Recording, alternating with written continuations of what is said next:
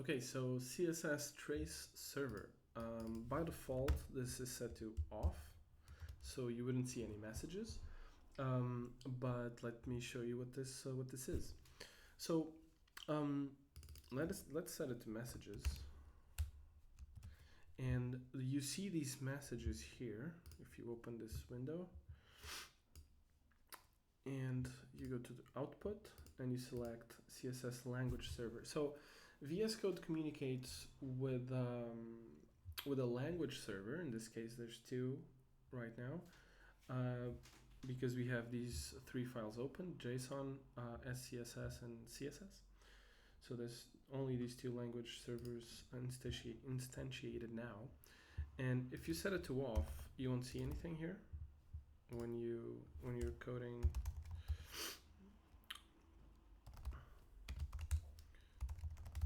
If you do this, you don't see anything here. But if you set it to messages, then you start seeing stuff happen here.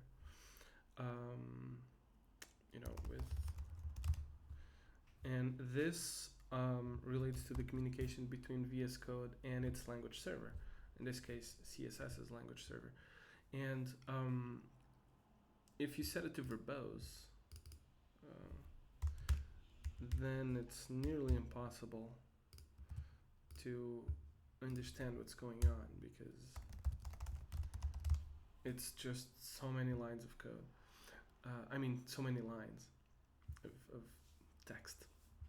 So this is what this feature does. It allows you to trace the communication between VS Code and the CSS language server. This, however, is only useful if you are creating an extension that uses the language server, right? So this is very technical.